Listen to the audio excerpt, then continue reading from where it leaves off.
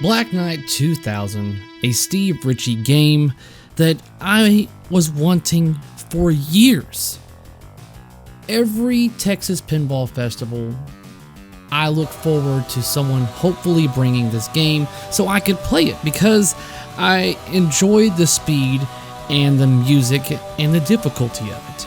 I got the game and I was happy to have it and enjoyed playing it, but I did notice that, like anybody else that has owned this title or still does, that it is a very right flipper heavy game.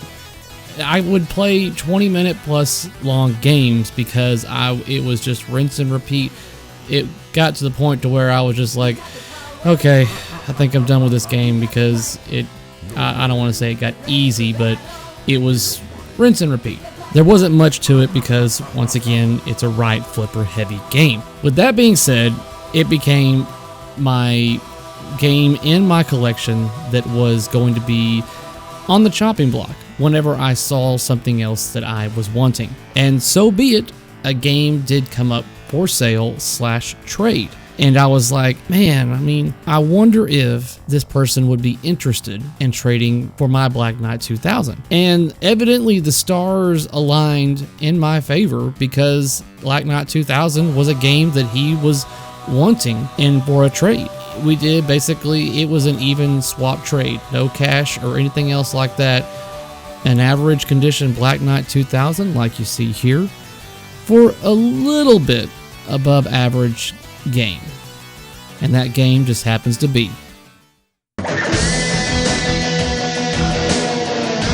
oh yeah, Bally's Judge Dredd, one of the 7 super pins that were created.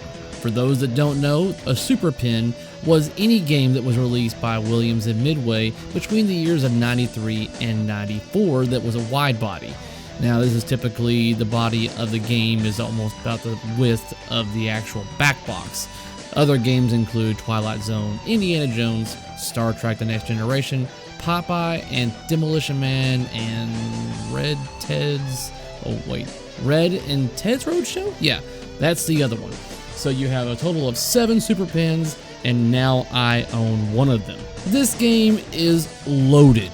4 flippers, you have a 3 captive ball system up here on the Dead World, and like wireforms galore, a auto ball launcher on the far left, loops, ramps, it goes on and on, like a magnetic crane that grabs the ball. This is one of those games where it really makes me look at current games that are out today and just go, man, why don't they make games like this anymore?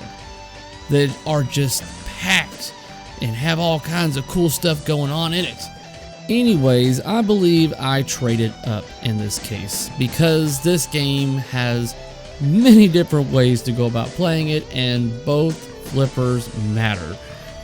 I've got some footage here of me going over the game now.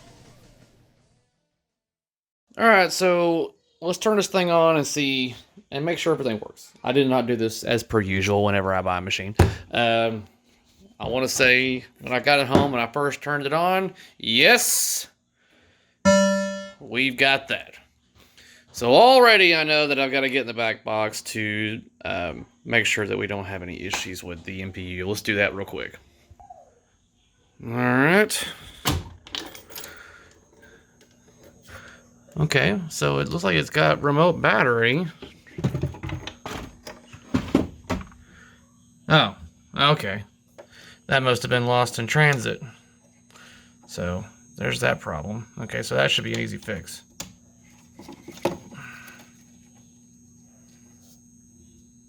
Okay. So, other than that, I think the boards are looking pretty good. Chances are I'll probably end up changing this capacitor. It's about time for it to be done. And this one here too. Let's see here. Other than that, quick glance over the board. It's looking pretty good. Alright, so battery's on there now. I have set the date and time. Let's turn it on to see if we still have that issue.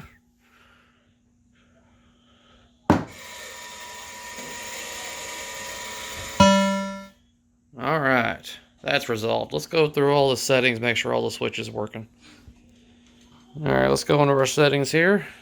All right, now we are in switch edges mode, and we are going to start playing with things to make sure everything is reading correctly. Like there's a lot of optos in this game, so that looks like all of those worked. So far, so good. Turn on an opto right there. There's one right here. Okay. Let's try these troughs out, make sure they're working. Alright, I've removed all 6 balls. And we're just going to make sure that all these trough switches work. I'm just going to try to block the beam. Focus, camera, focus. My goodness. Right. So, trough 6, 5, 4, 3, 2, top trough, and trough 1. All right, so all the trough optos down here are working accordingly, so that's good to know. Doesn't look like I'm gonna need to clean them or anything. All right, so I'll lift the plate field up and see what else we got going on. All right, up underneath the plate field, everything looks to be in order. Just a little dirty, nothing big. Still have my matrix on the side over here. And then up under here, the LEDs that were chosen to be used on this are doable. Not my preference, but they will work for now. And when it comes to the flashers, it looks like none of the flashers are LEDs. They are all still incandescent. So that's something to be changed later on in the future, but not necessary right now. These LEDs, I'm going to be using the flex bulbs that can point directly up instead of these right here. That can, not a lot of the light can be shown up through the insert to the other side. So I'm going to get different kinds of bulbs for those. But underneath, I mean, everything looks pretty good under here. So, looking pretty good over here. Nothing's burnt out. I mean, the game plays. I mean, everything's nice and smooth. It was one of those trades where I was actually very surprised that the trade went through and stuff. Now doing the all lamps test. Looks like I've got one bulb out right here. That's all I can see so far. Everything else looks to be working. I know these light up. I'm going to get some new stickers though. These look like they're not very opaque anymore. I'm going to get some new ones. I've seen Marco sells those. This has got the modded crane. Very good job. I love this. This looks really good in comparison to the original. Alright, so let's let the plate build up, see if we can get that bulb going. And then this baby should be good to go for a while. There we go. Just needed a little bit of adjustment. The bulb wasn't burned out or anything. Alright. There we go. So, I'm literally editing this video right now, and I decided to take a break and play some Judge Dredd in between this. And I got an issue when I first booted it up telling me that there was, for me to check this switch. And that switch is under the planet right here. And I was like, well, let me mess around with it. And so I'm still learning this tool, like I'm at work. I'm still learning this machine, how everything works and where everything is at. So once I figured out how to take off the opto board that is underneath the planet right here, that is now right here, you have 2 opto sensors that are right there. Now, whenever I was testing them out, and you can test these opto sensors, I just pulled a not debit card, but like a little gift card from my wallet, and was just putting it in between the slots right there like this to see if these sensors were actually working. And here is the planet, how I'm going to be able to tell. So as I was playing with these, I noticed that only this switch, 77, was actually being detected and working appropriately, whereas the other one was not. And I was like, okay, time to bust out the multimeter. So I busted out the multimeter.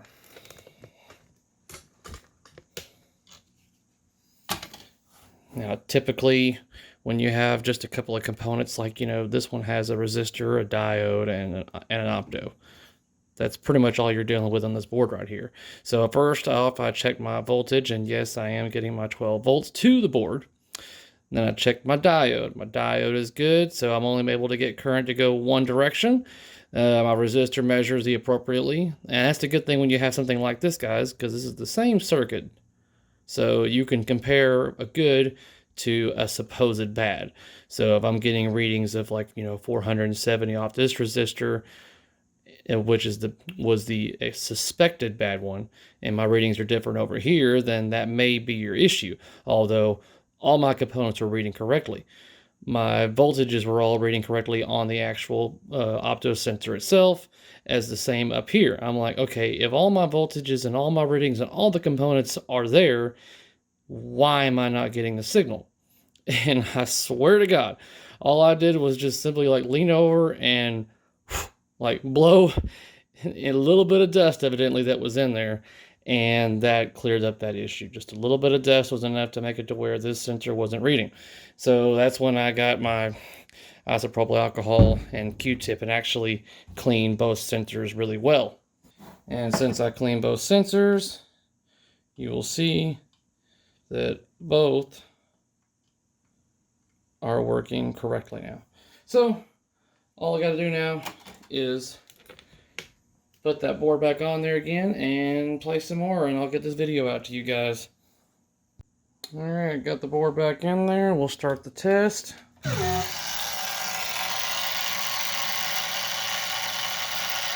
Yeah. Both of them are reading. There we go. Alright.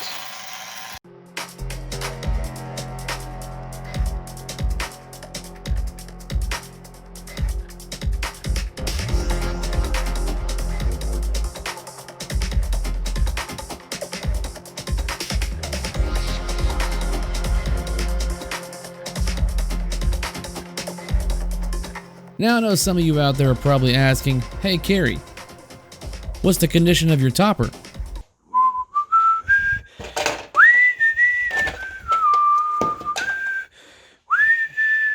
I don't want to talk about it.